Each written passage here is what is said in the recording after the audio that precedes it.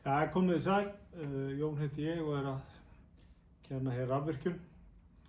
Það sem við rafvirkjun þurfum að gera þegar við leggjum lagnir innfelldar í veggi og loft, þá erum við að notast við hérna með loftadós, bara svona hefðbundna loftadós eins og eru notaðir sem tengidósir í loftum undir ljós og slíkt.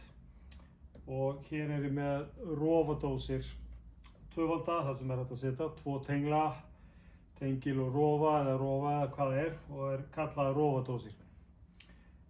Á milli þessara dósa leggjum við rafmagnsrör og þau koma í svona lengjum, aðeins mismunandi eftir framleiðendum hversu löng þau eru, en algengast er að þessi íslensku rör komi í 4 metra lengjum.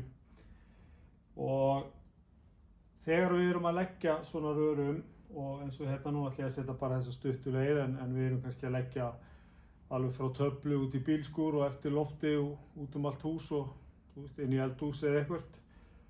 Og þegar við erum búin að leggja þessi rör, þá notum við svona þar til gerða ídráttarfjöður sem við þræðum í gegnum rörin og ítum bara alla leið og hérna kemur út í dósina hér megin og þá hengjum við víran á og drögum tilbaka. Og það er ýmislegt sem við þurfum að hafa í huga þegar við leggjum svona rör, og þau þarf náttúrulega að beygja og sveigja á leiðinni og það þarf að festa þau.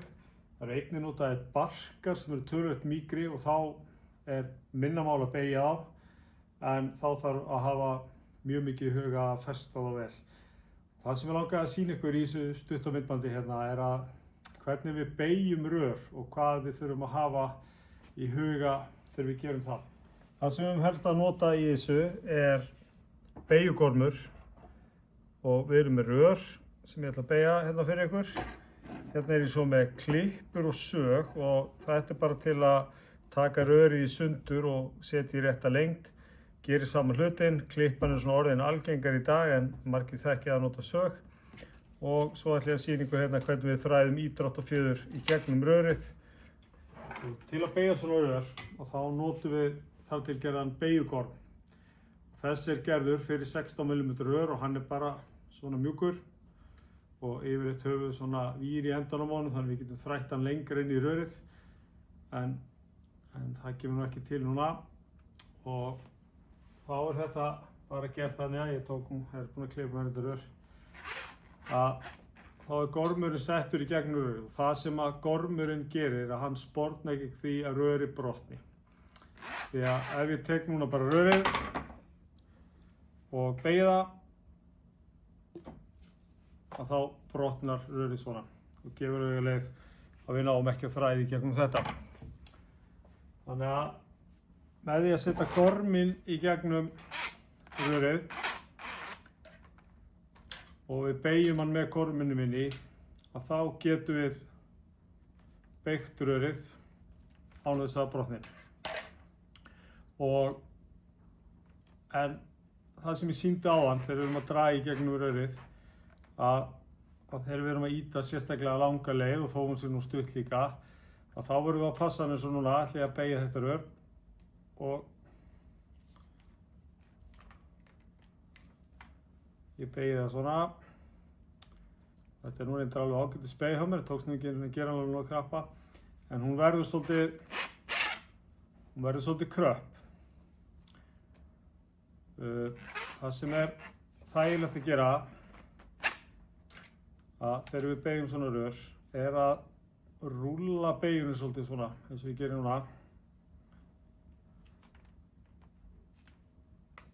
Gera hana svona svolítið meira aflíðandi. Svo er rosalega mikið atriði að beygja hana í meira en 90 gráður af því að hún hefur á tilhneigingu þegar maður er búinn að beygja hana að það réttist úr henni smátt og smátt. Þannig að yfirleitt erum við að leitast þegar að beygja í 90 gráður. Og nú sjáum þið að ég er búinn að gera 2 beygjur og þessi er frekar kröpp og þessi meira aflíðandi. Við höfum að koma upp þar aðstæður þar sem við þurfum hafa beygurnar svolítið krappar. En þetta er öllu jafna miklu betri beygja og gerir það að verkum að þegar við þræðum ídráttarfjöruna í, að þá verður mikið auðveldara að taka þessa, en ég finn vel fyrir seinni beygju núna þessari kröppu. Þannig að það sem við viljum hafa í huga er að gera beygjurnar örlítið meira aflíðandi. Einnig líka, þegar við erum að gera beygjurnar svona krappar, þá getur komið, af því að það teygist svo mikið á gorminum þegar við beygjum svona knapt, að þá geta myndast brot, og þó að við skiljum við hann í lagi einhvers staðar inn í vegg, að þá getur, ef það er eitthvað smá spenna á rörinu, að þá getur rörið lagst saman seinna meir. Þannig að við verðum að passa okkur, og þetta er bara æfing, og núna þurfum við bara að æfa okkur aftur og aftur og aftur að beygja rörin. Þannig að mér langar að sýna ykkur núna hérna á þessu spjaldi sem ég gerði, og ætla nú að klippa mig bara hérna þægilega lengt á rörið. Og nú ætla ég að gera beygju eins og áðan. Passa að rúla henni svolítið svona, gera hana aflíðandi og góða. Passa að beygja hana, yfirbeygja hana svolítið. Þannig sé rúmlega 90 gráður, því að það er auðveldar rétt að sjá þið aðeins úr henni. Síðan fer ég hérna að spjaldinu, og núna er ég með beygjuna hérna, og ég ætla að taka hérna, ég taki henni ekki bara úr þessum stút og hérna upp í. Og þá er svolítið atriði hérna að ég máta þetta svona við. Tek hérna, ætla ég að klippa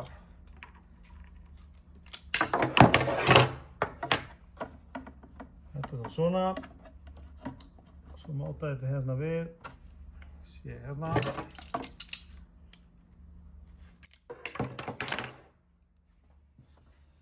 Þá sting ég bara rörinu hérna ofan í, svona.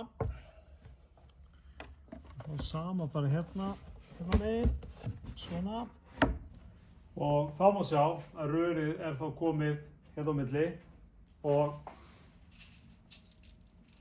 ekkert mál að þræða fjöruna í gegnum beygjuna og í loftbólsina. Nú er ég bara að hengja víran á og toga það tilbaka.